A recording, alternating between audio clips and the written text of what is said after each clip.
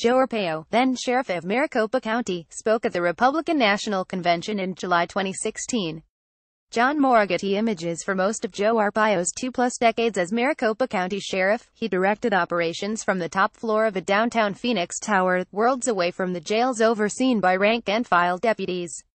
The executive offices wrapped around an expansive conference room, where I spent weeks in early 2008 with banker boxes full of arrest records, and hanging out with Arpaio himself, a politician who built his career on bashing immigrants long before the rise of Donald Trump.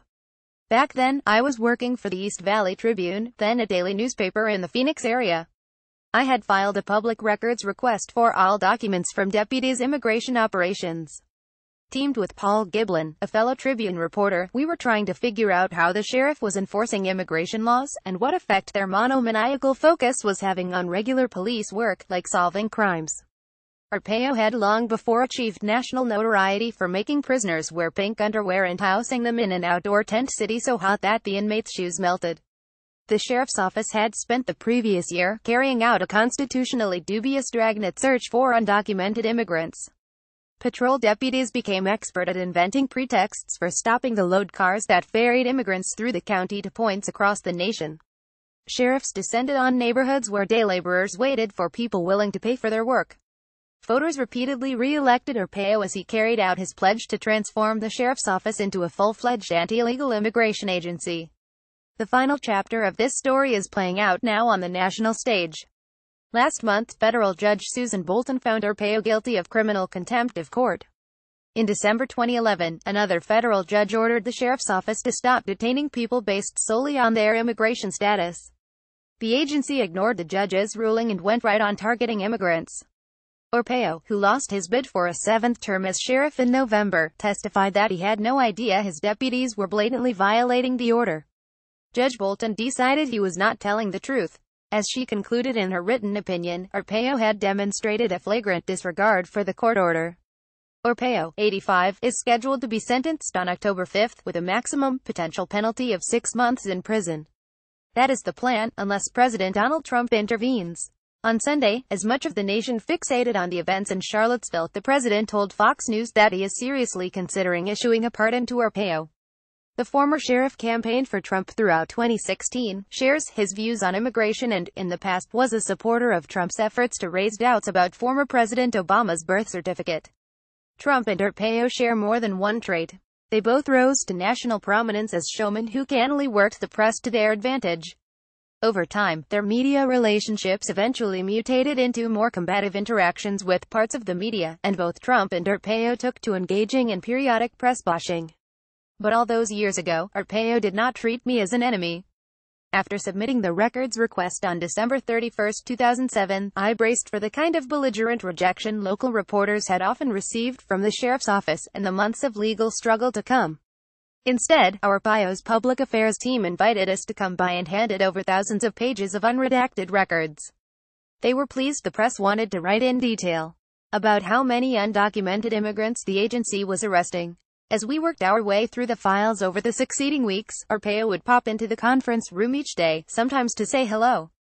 Just as often, he came to hang out, to banter, to try out the wording of press statements before releasing them to the rest of the media. One day, he asked us how we'd respond if he announced something like illegal immigrants drive violent crime. In our conversations, Arpaio would switch from relaxed to fiery and combative, his press conference persona, in an instant. We countered with questions of our own. It was a surprisingly candid and collegial conversation. Though Arpaio publicly raged against the press, he very much loved being covered by the media, especially on television, and he was also fond of spending time with journalists.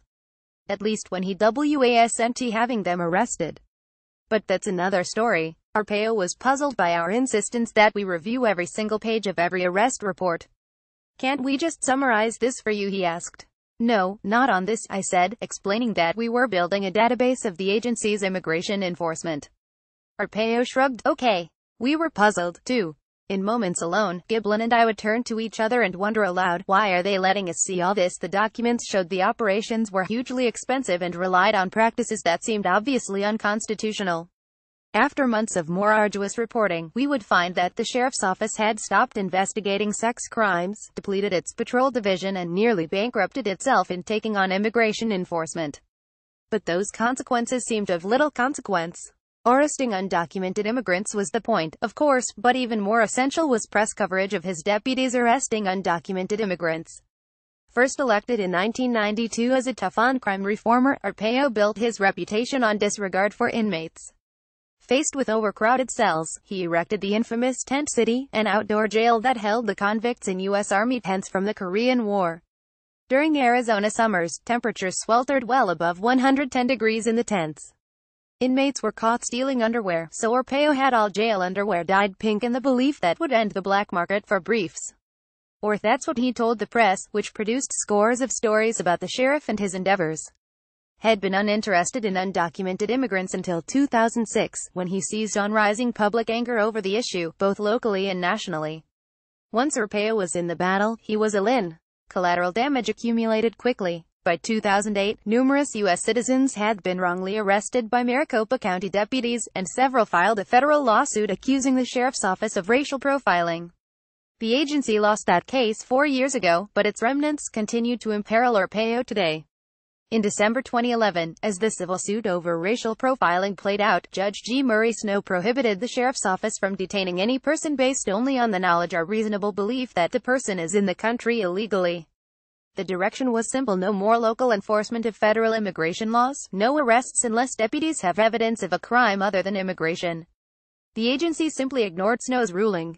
Over the next 18 months, deputies detained at least 171 people without criminal charges and turned them over to U.S. Immigration and Customs Enforcement, according to its own internal reports. Arpaio did not deny this occurred but pleaded ignorance, saying he was uninvolved with day-to-day operations.